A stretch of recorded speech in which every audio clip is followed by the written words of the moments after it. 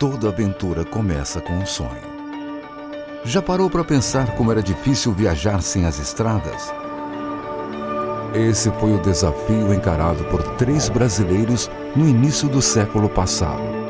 Eles sonharam em ligar as 3 Américas por uma gigantesca estrada, a Carretera Pan-Americana. Leônidas Borges de Oliveira, Francisco Lopes da Cruz e Mário Fava. A expedição embarcaria numa enorme aventura, uma viagem de carro a partir do Rio de Janeiro em direção a Nova York. Mário Fava, paulista de Bariri, sonhava em conhecer os Estados Unidos e tinha apenas 21 anos quando soube da expedição. O mecânico original havia desistido e ele não pensou 2 vezes antes de se oferecer. Nada mais seria como antes. Mário seria o responsável por cuidar dos 2 veículos da expedição: o carro Ford T, apelidado de Brasil, e a caminhonete de apoio também da marca Ford, chamada de São Paulo. Equipado com um motor de 4 cilindros com 20 cavalos de força, o Ford T tinha 2 marchas para frente e uma ré. Atingia até 75 km por hora. O modelo revolucionou a indústria da época. A aventura começou no dia 16 de abril de 1928. A expedição partiu do Rio de Janeiro rumo a Petrópolis para serem recebidos pelo presidente Washington Luiz. Já no trajeto, passando pelo Pantanal, uma onça ataca Mário Fava. Foi salvo por seu companheiro Francisco e pelos índios que viviam no local. As dificuldades continuaram. Na travessia da Cordilheira dos Andes, ficaram sem combustível. Mário criou uma mistura de querosene e chicha, uma bebida alcoólica indígena.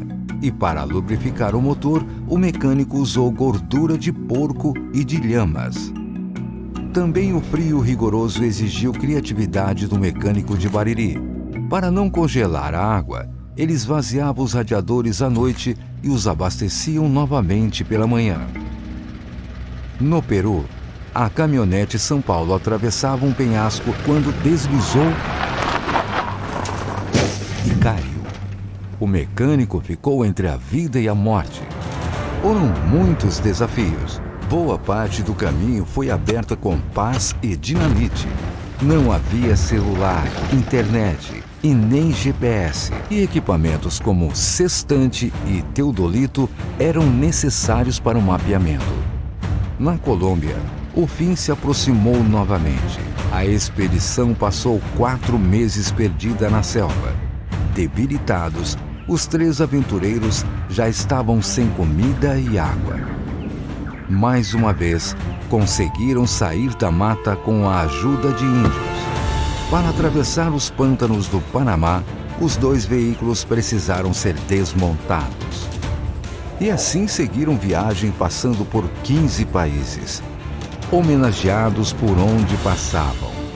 Chegaram aos Estados Unidos em 1936 e permaneceram até 1938. E foram reconhecidos pela ousadia. Ao chegar em Detroit, Henry Ford, pioneiro da indústria automobilística e proprietário da fábrica que produziu os veículos usados na viagem, ofereceu um cheque em branco pelos 2 carros, mas o trio não aceitou. Queria os veículos no Brasil. Em Washington, os aventureiros foram recepcionados na Casa Branca pelo presidente Franklin Roosevelt como heróis do desenvolvimento. Ao voltar depois de 10 anos de viagem, foram recebidos pelo novo presidente Getúlio Vargas.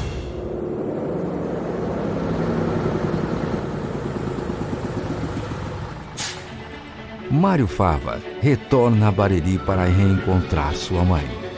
Ela, após tantos anos sem contato algum, perguntou por que ele demorou tanto a voltar para casa. Mário, emocionado, apenas respondeu: "Eu não sabia que era tão longe." Agora, mais de 80 anos após o fim dessa expedição, um novo sonho se realiza. A fundação do museu que leva o nome do intrépido mecânico baririense.